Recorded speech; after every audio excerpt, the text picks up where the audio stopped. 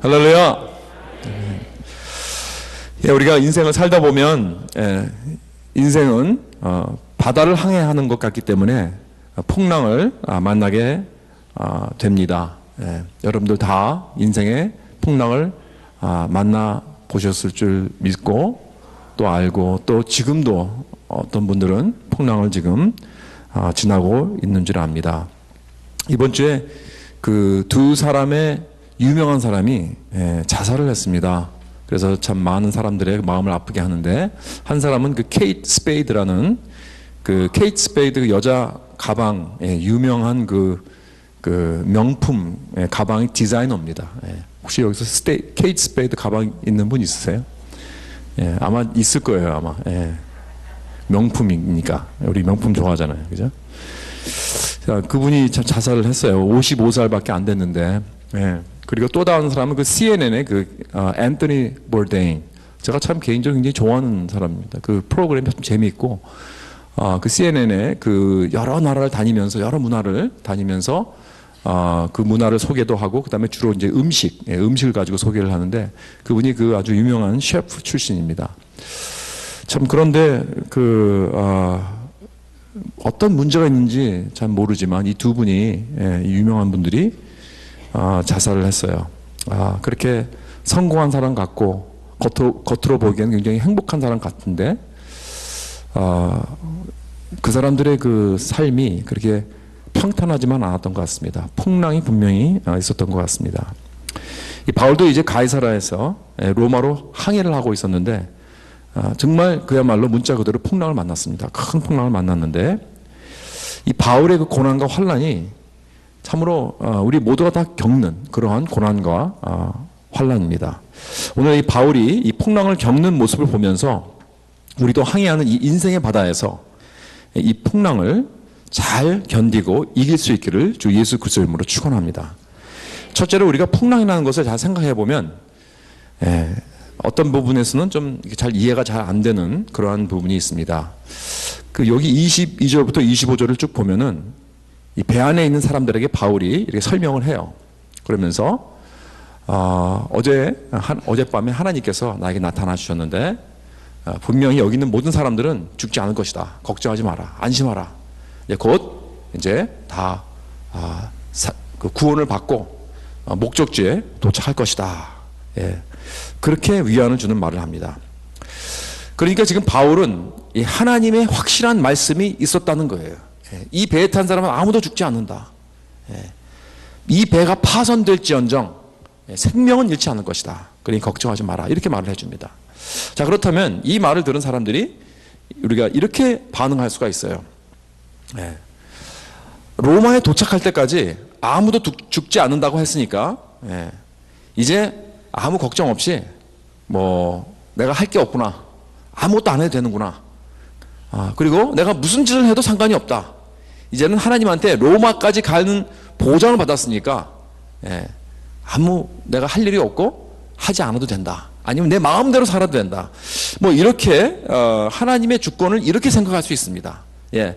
여러분, 하나님은 모든 환경을 다 주관하십니다. 하나님의 주권이라는 게 있어요. 확실한데, 그러나 이것에 반응하는 우리들의 모습은 어떤가? 하나님의 예정론 또한 섭리에 분명히 우리의 구원과 우리의 인생도 다 속해 있다고 분명히 성경은 말씀합니다. 그렇다면 이 진리에 대해서 우리는 어떻게 반응해야 되는가? 어떻게 살아가야 하는가? 100% 하나님께서 다 컨트롤 하시니까 내가 할 일은 0%입니까? 나는 아무것도 안 해도 됩니까? 그럼 나는 그냥 늘어져서 그냥 자고만 있으면 됩니까? 그럼 알아서 하나님께서 나를 택케어 해주시겠지. 아니면 더 나아가서는 내 마음대로 죄 짓고 살아도 된다. 이렇게 생각하는 사람들도 있어요. 어리석은 사람들은 그렇게 생각할 것입니다. 이건 마치 그런 것 같아요. 내가 보험 인슈런스, 내가 그 건강보험이 있고 생명보험이 있으니까 나는 2층에서 뛰어내려도 된다. 나는 그냥 마약 먹고 술 제타 먹으면서 내 몸 맘대로 망치면서 살아도 된다. 왜? 나는 건강보험 있잖아. 나는 생명보험 있잖아. 그러니까 내 마음대로 그렇게 운전도 100마일로 하고 다니면서 위험하게 살아도 된다. 여러분, 그렇게 사는 사람들이 있습니까? 아무리 자기가 생명보험이 있고 건강보험이 있다고 하더라도 그런 사람은 없죠. 어리석은 사람이 어디 있겠습니까? 그런데 마찬가지입니다. 하나님께서 다 이미 예정해 놓았으니까, 하나님께서 다 주관하시니까, 하나님께서 나에게 구원을 주셨으니까 나는 내 마음대로 살아도 돼 라고 생각하고 그렇게 행동한 사람은 이렇게 어리석은 것입니다. 여러분, 성경은 그렇게 가르치지 않습니다. 물론 하나님의 주권은 100%입니다. 하나님께서 분명히 모든 걸 컨트롤하십니다. 그러나 우리의 선택과 책임도 100%입니다. 우리가 해야 할 일이 있습니다. 우리의 책임이 있습니다. 그래서 여기 사도행전 27장으로 다시 돌아와서 보면 30절에 보세요. 뭐라고 그랬냐면, 사공들이 배가 파손할 것 같이 되니까 이들이 자기가 도망가려고 이제 이 구조배를 이렇게 내립니다. 그리고 몰래 자기들만 왜냐면 사공들은 잘 알거든요. 이거 보통, 이거 풍랑이 보통이 아니니까 분명히 이제 배가 다 파손되고 다 죽을 것 같이 생각되니까 자기들만 살려고 이 구조배를 이렇게 내립니다. 그래서 이 도망가려고 하는 걸 보고 바울이 로마 그 군인들에게 뭐라 그러냐면, 이 사공들이 이 배에 있지 아니하면 우리는 구원을 받을 수 없습니다. 딱 그렇게 얘기를 해요. 그거 좀 이상하잖아요. 아니, 조금 전에 분명히 바울이 그랬습니다. 이제 하나님께서 이 배를, 배에 탄 모든 사람, 276명의 모든 사람들을 분명히 보호해 주시고 로마까지 다 데려다 주시겠다. 한 사람도 죽지 않는다. 그랬는데 왜 사공들이 필요합니까? 사공들 필요 없잖아요. 하나님이 보호해 준다고 됐는데. 그런데 지금 바울은 그렇게 말하지 못해요. 그렇게 말하지 않고 있어요. 바울은 사공들이 도망가면 안 됩니다. 그래요. 붙잡으십시오. 저 끊어버리십시오. 배를. 이건 뭘 말해주고 있는가? 이게 바로 성경적인 원칙이라는 것입니다. 하나님이 분명히 모든 상황을 주관하십니다. 하나님의 절대적인 주권과 섭리가 있습니다. 그러나 우리 인간들의 선택과 의지도 중요하다는 거예요. 하나님은 그것을 사용하십니다. 우리가 택한 행동에 대한 결과가 있다는 말씀입니다. 아무리 하나님께서 모든 것을 주관하시고 하나님의 예정론이 있고 하나님의 섭리가 있어도 우리 마음대로 그렇게 살게 되면 거기에 대한 결과가 또 있다는 것입니다. 성경에는 그런 이야기들이 너무나 많아요. 예를 들어서 출애굽을 한 이스라엘 백성들이 그 200만 명이라는 그 숫자를 이끌고 모세가 이제 가나안 땅으로 이제 들어가게 됐는데, 사실 거리가 굉장히 가깝기 때문에 뭐 한 달 이내로 들어갈 수 있다고 합니다.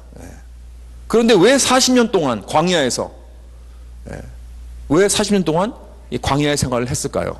들어가지 못하고. 그건 이스라엘 백성들이 하나님의 말씀을 순종하지 않아서 그렇습니다. 모세를 등지고, 그렇죠? 다시 애굽으로 돌아가려고 했어요. 그렇게 반항했습니다. 그러니까 하나님은 40년 동안 이 광야에서 고생 지내게 하시고 결국은 1세대들은 다 광야에서 죽었어요. 그래서 1.5세와 2세들만 데리고 가나안 땅으로 들어가십니다.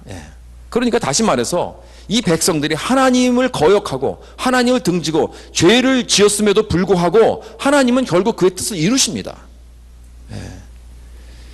그래서 한 달 만에 들어갈 수 있는 가나안 땅을 40년 동안 헤매게 하면서까지도 하나님께서는 그의 뜻을 이루십니다. 그런데 그 40년이 웨이스트 타임이 아니더라고요. 보면 40년 동안 하나님께서는 그들의 그 노예 근성을 다 이렇게 벗겨버리셨어요. 그러니까 40년 동안의 광야 생활이 필요했던 것입니다. 이스라엘에 있어서는. 그렇다면 우리도 인생의 풍랑을 만났을 때 하나님이 주관하신 것을 우리는 믿습니다. 하나님의 예정과 섭리 안에 일어나는 일들을 우리가 믿습니다. 그러나 동시에 우리들이 해야 할 일들이 있습니다. 우리의 책임과 선택이 있는 거예요.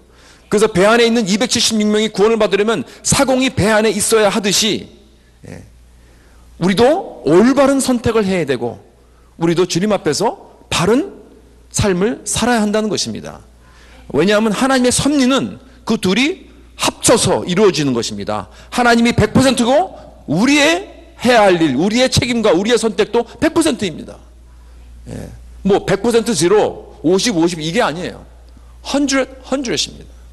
우리가 이걸 꼭 기억해야 됩니다. 그래서 내가 어떻게 반응하느냐에 또 달려있다는 것입니다. 그래서 바울은 비록 하나님의 계시가 있었지만, 하나님의 확신이 있었지만 절대로 수동적으로 패시브하게 그냥 가만히 있지 않았다는 거예요. 뭐 사공들이 가면 It's okay, I don't care, 뭐 어차피 우리는 갈 테니까 살 테니까 이렇게 생각하지 않았어요. 저들이 있어야 된다. 왜?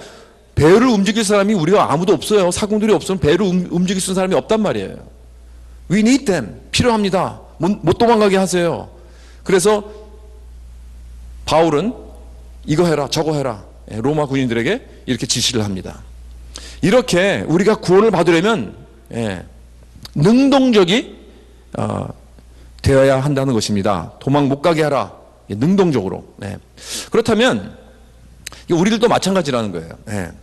어려움이 올 때 하나님이 주관하시니까, 하나님께서 약속하셨으니까 게으름 피우면 안 된다. 이거죠. 하나님께서 다 계획하셨다고 해서 풍랑 속에서 수동적인 자세를 가지면 안 됩니다. 여기 사공들처럼 도피하려고 하면 안 됩니다. 내가 해야 할 일이 있습니다. 풍랑 속에 하나님을, 그 주권을 의지하되 나도 해야 할 일이 있어요. 그런 능동적인 그런 종들이 될 수 있기를 주님의 이름으로 축원합니다. 두 번째로 하나님의 그 큰 디자인 속에 풍랑이 속해 있는 이유가 있어요. 하나님은 왜 풍랑을 허락하시는가? 왜냐하면 여러분, 이 풍랑이라는 것은 그 목적이 우리들을 위한 선이 있다는 것입니다. 중요한 메시지입니다. 여러분, 우리가 산길을 갈 때 긴 터널을 지나갑니다. 긴 터널을 지나갈 때가 있어요. 여러분, 그 긴 터널을 지나가는 이유가 왜 그럴까요? 그 속으로 들어가는 이유가 뭘까요? 왜냐하면 지름길이기 때문에 그렇습니다. 제일 빨리 가는 길입니다. 물론 그 터널을 들어가면 어둡고 침침하기 때문에 사실 원치 않습니다. 싫습니다. 그러나 그 터널을 지나가면 도착지에 제일 빨리 도착하게 된다는 거예요. 그렇다면 모든 풍랑의 목적은 무엇이냐? 좋은 것입니다. 목적은 좋은 것입니다. 선한 것입니다. 우리의 삶 속에 풍랑이 필요한 것은 하나님이 그것을 사용하여 나에게 선을 베푸시고 나에게 좋은 것을 주시기 위함인 줄 내가 믿고 깨달아야 한다는 거예요. 여기 이 진리를 다룬 성경 구절이 많이 있어요. 성경 이야기들도 많이 있지만, 그리고 오늘 아침은 딱 두 가지만 보겠습니다. 하나는 구약에 나오고 하나는 신약에 나와요. 이 구약에는 창세기 50장 20절에 나옵니다. 거기서 뭐라 그랬냐면, 당신들은 나를 해하려 하였으나 하나님은 그것을 선으로 바꾸사 오늘과 같이 만민의 생명을 구원하게 하시려 하셨나니. 자, 이 말을 누가 했죠? 요셉이 누구에게? 형들에게. 그렇죠?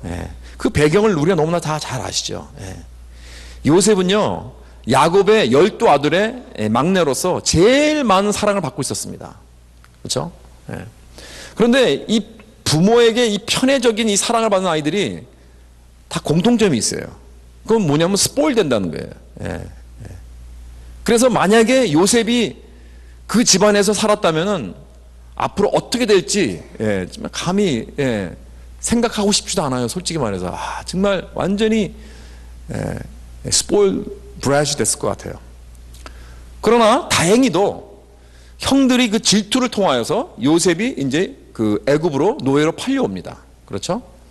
그래서 그때부터 이제 풍랑이 시작되는 거예요. 그게 첫 풍랑입니다. 요셉이 갑자기 그냥 막 호화스럽게 살다가 갑자기 애굽으로 와서 노예 생활을 하는 거예요. 첫 풍랑이고 첫 긴 터널입니다. 그 다음에 두 번째로, 그것도 억울한데 또 억울하게 거짓 혐의를 받고, 그렇죠? 감옥으로 또 들어갑니다. 그러니까 이건 또 두 번째 풍랑이에요. 큰 풍랑입니다. 두 번째 긴 터널을 지금 지나가고 있습니다. 이 모든 과정에서 요셉이 만약에 하나님을 원망하고 믿음을 저버려도 여러분 누가 탓하겠습니까? 요셉은 하나님께 기도를 해도 응답이 없었습니다. 날이 가면 갈수록 요셉의 삶에는 그저 자꾸 내려만 가는 거예요. 안정만 지고 가고 있습니다. 그랬다면 아마 여러분과 저 같으면, 이런 처지에 있었다면 하나님을 등져도 여러 번 등졌을 것 같아요. 그런데 요셉은 그런 와중에도 하나님에게 죄를 짓지 않습니다.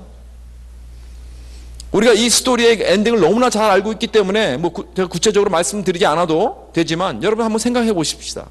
만약에 요셉이 이 두 긴 터널, 그 인생의 두 큰 풍랑을 만나지 않았다면 어떻게 그 감옥에서 만나야 할 사람들을 만날 수 있었을까요? 그 술 맡은 관원을 만나서 결국에 나중에 그 애굽의 총리 대신이 될 수 있었겠습니까? 절대로 그럴 수 없었죠. 그래서 요셉은 나중에 총리가 되어서 그 당시에 이제 당할 그 7년 동안의 기근을 통해서 많은 사람들을 구원하고 자기 가족을 구원하는 그러한 일을 해낼 수 있었던 것입니다. 다시 말해서 요셉의 인생에 그런 풍랑들이 일어나지 않았다면 나중에 요셉에게 좋은 일이 일어나지 않았을 것입니다. 바로 이것 때문에 요셉의 복수를 두려워하면서 떨고 있었던 형들 앞에서 요셉이 이렇게 대답을 한 것입니다. 당신들은 나를 해하려 하였지만 하나님은 그것을 선으로 바꾸사 오늘과 같이 만민의 생명을 구원하게 하시려 하셨나니. 할렐루야. 신약에 거의 비슷한 말씀이 있죠. 그렇죠? 우리가 너무나 잘 아는 말씀입니다. 로마서 8장 28절 말씀. 그렇죠? 우리가 알거니와 하나님을 사랑하는 자 곧 그 뜻대로 부르심을 입은 자들에게는 모든 것을 합력하여 선을 이루느니라. 그렇죠? 모든 것이 합력하여 선을 이룬다고 했습니다. 물론 헬라어에 보면 이 모든 것이가 주어가 되어 있지만 사실 생각해 보세요. 여러분, 이 모든 것이 그 땡 자체가 뭘 할 수 있습니까? 뭐 합력할 수 있습니까? 여러분, 그 모든 것들은 그 자체가 중요한 게 아니에요. 그 뒤에서 그 모든 것을 주관하시는 하나님이 하시는 거죠. 그렇기 때문에 더 좋은 번역은 뭐냐면 하나님이 모든 것을 합력하여 선을 이루실 것이다. 이겁니다. 이래 더 정확합니다. 여러분, 그것 자체는 선하다고 하지 않았어요. 그 땡 자체는 선하지 않습니다. 여러분, 사업이 망한 것이 그 자체가 뭐가 좋은 것입니까? 그렇죠? 내가 병에 걸려서 누워있다면 그 자체가 뭐가 좋은 것입니까? 사랑하는 사람이 나를 배반하고 떠났으면 그게 뭐가 좋은 것입니까? 그 자체는 좋은 것이 될 수가 없죠. 그러나 그 모든 것이 합력할 때 하나님께서 모든 것을 합력하여서 어떤 관점으로 우리가 볼 수 있다면, 근데 그 관점이 뭡니까? 하나님의 관점으로 본다면, 영원한 관점으로 본다면 그것이 선이 될 수 있고 또 선이 된다는 말씀입니다. 모든 것이 합력할 때. 그래서 이 관점이 중요한 것입니다. 그래서 사람이 어떤 악한 동기로 악한 목적으로 한 일도 하나님은 나중에 완전히 반대인 선을 이루게 하신다는 말씀입니다. 그것을 통해서 누구를 위하여? 누구를 위하여라 그랬죠? 로마서 8장 28절에 하나님을 사랑하는 자, 곧 그 뜻대로 부르심을 입은 자들, 즉 여러분과 저희입니다. 하나님을 사랑하는 자, 즉 우리 크리스천들입니다. 요셉이 바로 그것을 형들에게 말하는 거예요. 당신들은 나를 해하려 하였으나 You meant evil against me. 그랬어요. 그러나 하나님은 그것을 선으로 바꾸사 But God meant good. meant it good. 그러니까 그렇다면 바로 이것이 하나님께서 모든 풍랑을 통해서 우리 삶 속에 이루시려는 목적이라는 것입니다. 우리가 당장 보지는 못해도, 우리가 당장 이해하지는 못해도 우리 예수를 믿는 자들이 꼭 기억해야 할 것은 모든 환난과 고난과 풍랑이 올 때 하나님은 그것을 통해 우리 삶 속에 분명히 선을 이루신다는 말씀을 믿으시기 바랍니다.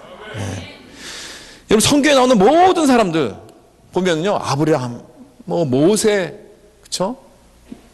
요셉, 다윗, 이런 모든 사람들, 베드로, 바울, you name it, 이런 모든 사람들의 라이프 스토리예요, 바로 그게.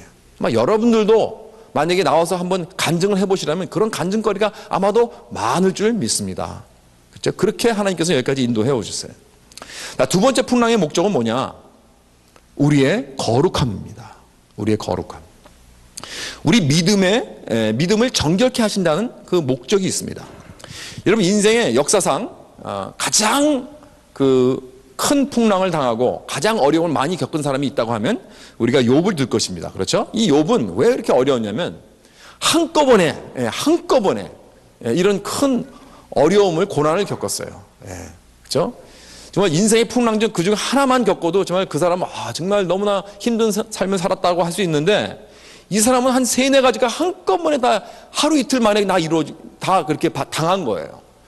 그 사람은 그 지역에서 가장 부자였지만 그 모든 소유물을 한 번에 다 잃어버렸습니다. 한 번에.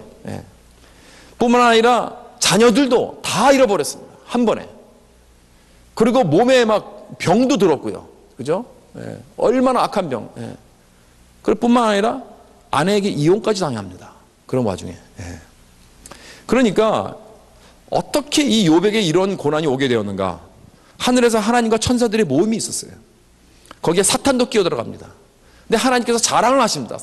이 모든 천사들 앞에서. 욥이라는 사람이 있는데 이 욥을 보았느냐? 정말 그렇게 신실하고 정말 충성하는 그러한 종이 없다.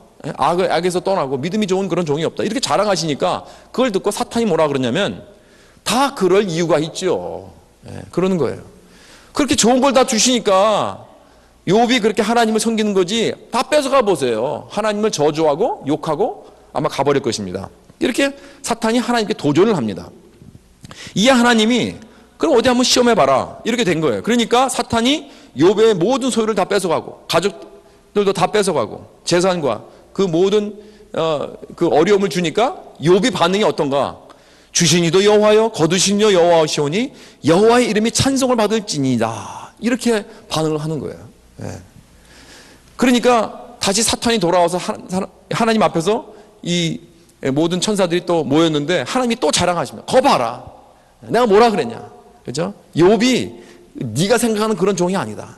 다 빼앗겨도 얼마나 충성된 그런 종인지 봤지. 다 이렇게 자랑을 하니까 사탄이 또 그러는 거예요. 한 번만 더 기회 달라고. 내가 그놈이 가짜라는 것을 내가 보여드리겠습니다. 그래서 그에게 아주 고된 병을 갖게 하고 아내에게 버림까지 받게 이제 합니다. 그렇죠? 자, 그럼 여기서 지금 사탄이 이 욥을 통해서 보여주려는 것이 뭡니까? 지금 무엇을 증명하라고 하는 것입니까? 욥이 진짜 신자가 아니라는 것입니다. 하나님을 좋아하는 것이 아니라 하나님이 주신 재물들만 좋아한다는 거예요. 그런 위선자. 하나님은 상관 안 하고 하나님이 주신 복만 좋아하는 그런 가짜 신자라는 것을 여기서 보여주고 싶은 거예요.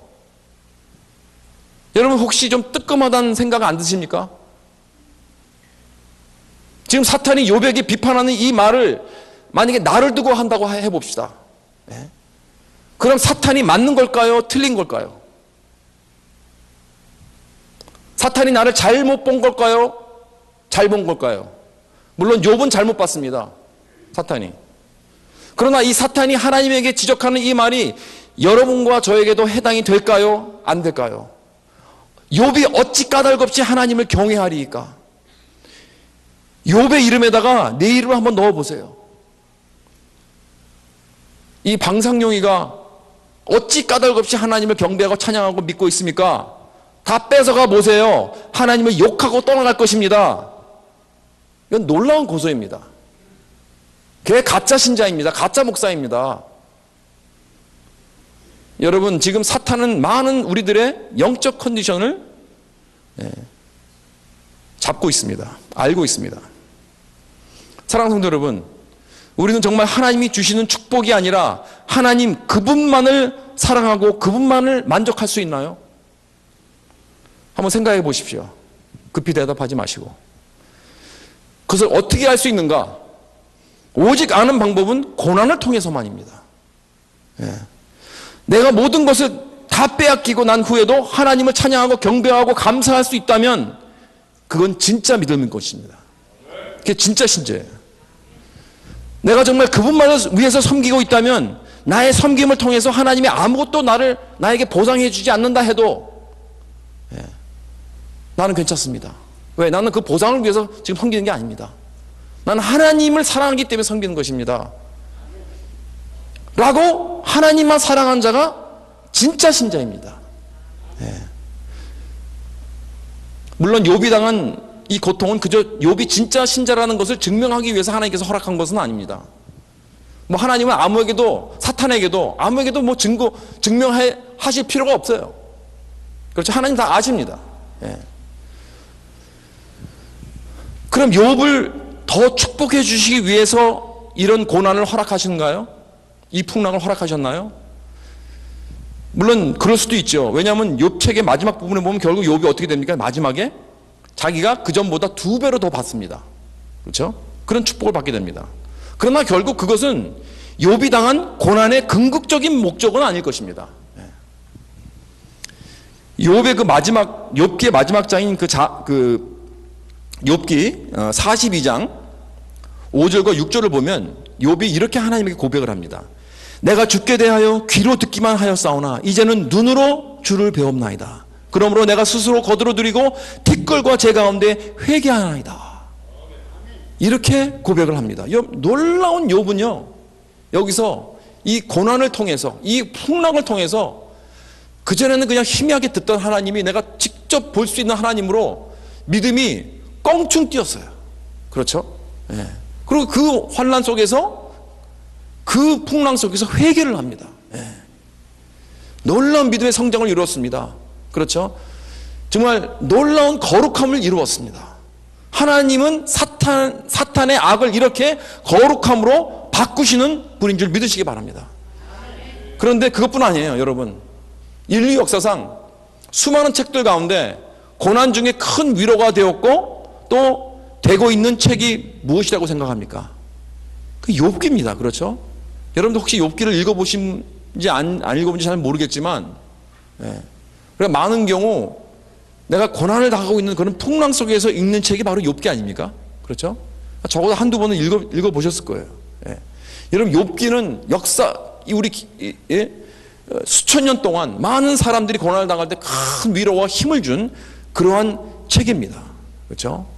그러니까 이 사탄은 결론적으로 욥기를 만들게 한 장본인이에요. 어떻게 보면 사탄은 자기는 그 욥을 망하게 하는 줄 알았죠. 그리고 그가 가짜 신자라는 걸 증명하기 위해서 하나님을 어떤 창피하게 보이려고 했는데, 그러나 오히려 사탄은 욥기라는 놀라운 책을 쓰게 된 동기가 된 거예요. 그래서 수많은 사람들이 풍랑을 만났을 때 힘을 얻고 믿음을 지키고 그 고난을 잘 견디게 한 책이 된 것입니다. 사탄은 욥을 해하려고 했지만 하나님은 그것을 선으로 바꾸사 욥을 통해서 욥을 축복해 주시고 또 욥의 믿음을 더욱더 거룩하게 하시고, 또한 욥기 책을 통해서 오늘 수많은 이 고난받는 백성들을 위로하고 격려하고 붙잡는 일을 이루시는 분인 줄 믿으시기 바랍니다. 마지막으로 우리가 풍랑을 만났을 때 예수 그리스도가 우리와 함께 계시다는 것을 기억해야 됩니다. 여러분, 고난과 풍랑의 목적은 우리의 선과 거룩함이지만 사실 고난이 온다고 해서 저절로 우리가 거룩해지는 건 아니더라고요. 어떤 사람은 고난을 겪고 난 후에 더욱 자포자기하고 마음에 그 큰 쓴뿌리와 분노가 가득해집니다. 피해자 의식을 갖고 다른 어려운 사람 이해하지 못합니다. 나보다 더 어려운 사람이 있으면 나와보라 그래, 그러면서 윽박지릅니다. 마음이 강팍해집니다. 자기는 절대로 남을 위해서 희생하지 않으려고 합니다. 왜? 난 당한 사람이니까, 난 불쌍한 사람이니까 하면서 너는 없고 오직 나만 있는, 그렇게 selfish한 그러한 마음을 갖게 돼요. 많은 경우. 그러니까 다른 사람의 고충이 귀에 들어오질 않아요. 이렇게 고난은 사람을 메마르게 할 수 있습니다. 그러나 어떤 사람은 그렇지 않아요. 풍랑을 통해서, 고난을 통해서 더욱더 거룩하고 성숙한 결과로 나타나게 되는 것입니다. 내가 당했으니까 나같이 당한 사람을 더 잘 이해하는 거예요. 그러면서 나도 고난을 겪어본 사람이니까 그 사람을 더 잘 도와줄 수 있는 그러한 마음이 생기는 거예요. 그래서 고난 중에서 다른 사람을 섬겨줍니다. 어려운 사람들을 더욱 위로해주고 격려해주고. 여러분, 누가 그랬습니까? 지금 바울이 그러고 있잖아요. 여기서 이 풍랑은요, 이 파손되는 배는 바울이 3번째 맞는 거예요, 이게 지금. 그러니까 이렇게 고난 속에 있는 다른 사람들을 자기만 셀피시하게 되지 않고 그 사람들을 이렇게 사역하면서 위로하고 격려하고 그런 모습으로 나타나잖아요. 이게 어떻게 그렇게 될 수 있을까? 여러분, 그 비결이 무엇일까? 23절을 보겠습니다. 내가 속한 바 곧 내가 섬기는 하나님의 사자가 어젯밤에 내 곁에 서서 말하되.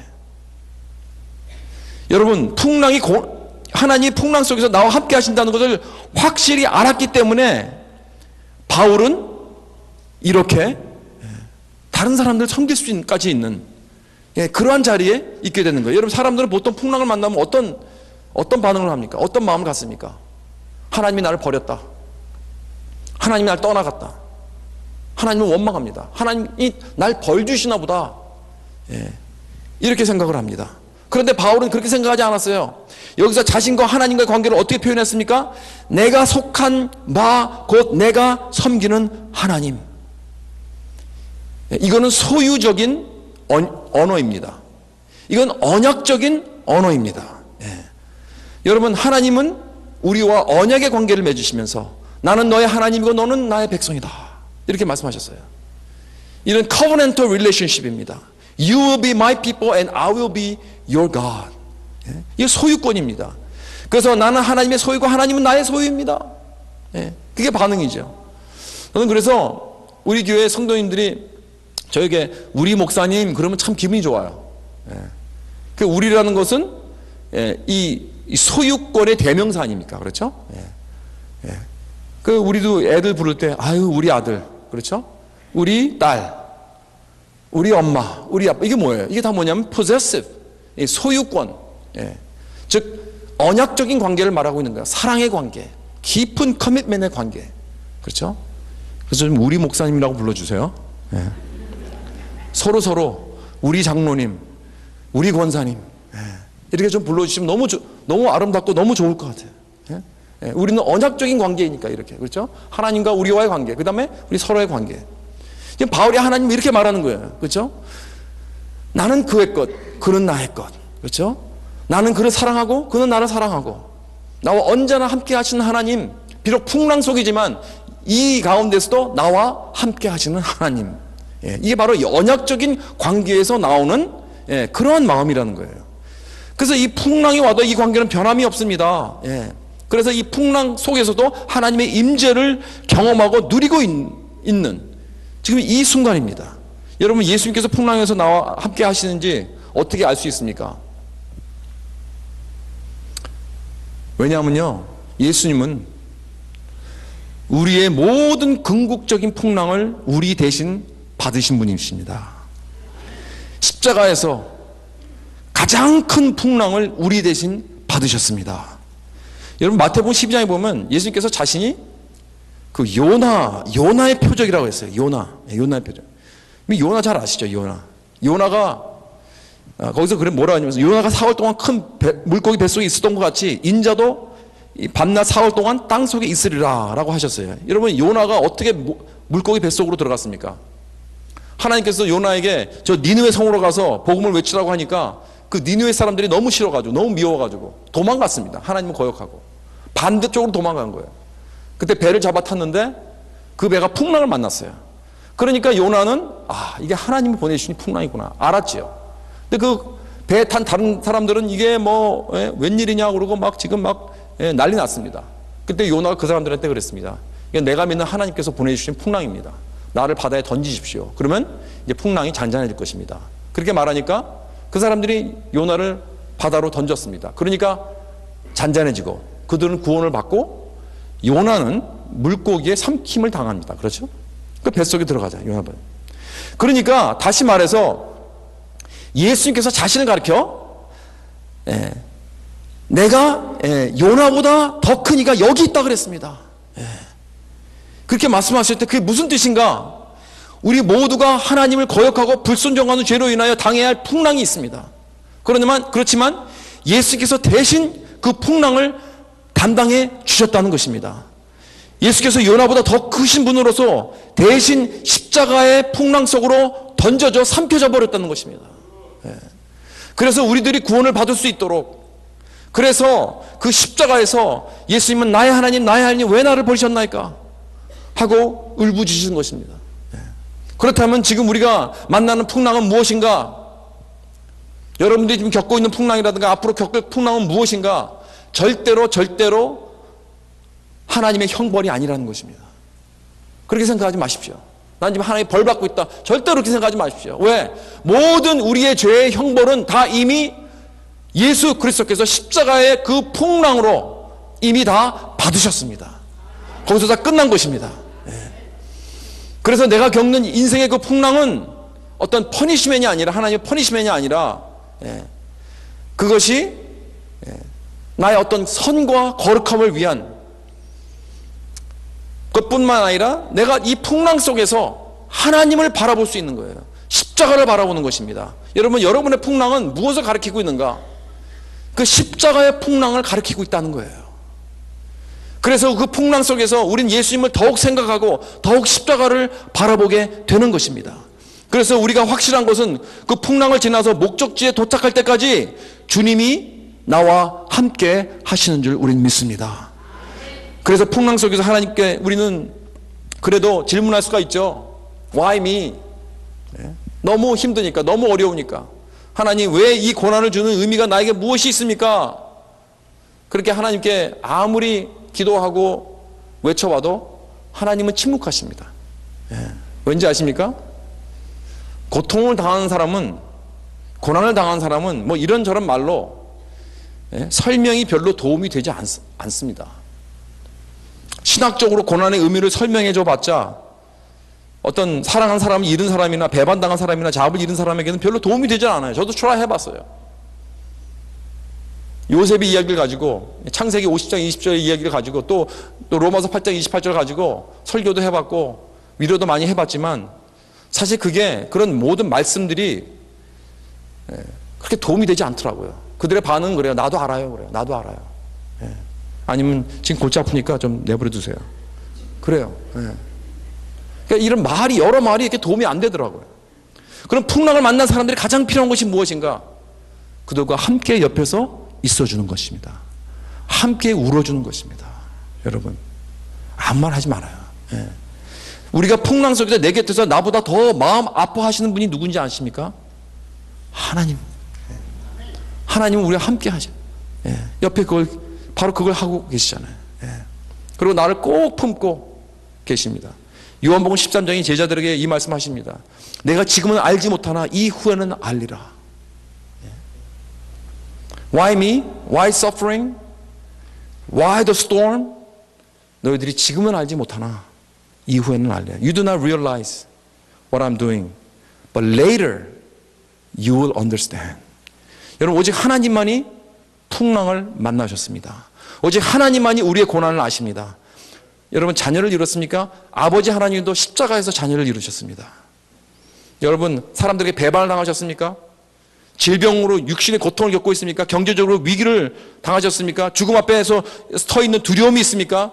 예수님께서는 이 모든 것을 다 직접 겪으셨습니다. 사랑하는 성도 여러분, 우리 모두는 인생의 풍랑을 만나게 됩니다. 지금 이 풍랑을 겪고 있는 분도 아마 계실 거예요. 지금 예수님은 나를 위하여 십자가의 풍랑으로 뛰어 들어가셨습니다. 여러분, 지금 이 고난과 풍랑 속에 있다면 우리와 함께 계시는 우리 주님의 품속으로 뛰어 들어가는 것입니다. 지금 우리와 누구보다도 언제보다도 더 가까이 계십니다. 그래서 그 풍랑을 지나서 나올 때 더욱더 선하고 더욱더 거룩하고 신령한 주님의 종이 되길 예수 그리스도의 이름으로 축원합니다. 기도하겠습니다.